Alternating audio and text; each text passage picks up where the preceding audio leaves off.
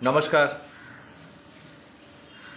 আপনারা সবাই জানেন যে নবরাত্রি এখন চলছে এবং এই নবরাত্রি আমাদের হিন্দুদের জীবনে একটা প্রচণ্ড শুভ একটা মুহূর্ত এবং শুভ দিন। এই দিনগুলোতে আপনাদের যে কোনো আশা পূরণ হতে পারে যদি মায়ের পুজো আপনারা ঠিকঠাক করে করেন।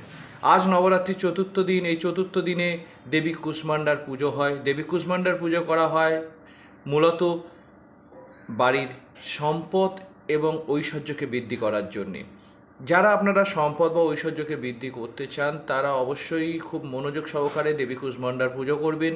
এই পুজোর নিয়ম কি রয়েছে? এই পুজোর নিয়ম হচ্ছে যে আপনি মায়ের সামনে যদি সম্ভব হয় অবশ্যই একটা পদ্ম ফুল দেবেন, যে পদ্ম ফুল সমৃদ্ধিকে বহন করে নিয়ে আসে, এবং সেই সাথে সাথে মায়ের পূজার প্রসাদ হিসাবে অর্থাৎ পূজার ভোগ হিসাবে মালপোয়া দিয়ে আপনারা মাকে ভোগ নিবেদন করবেন।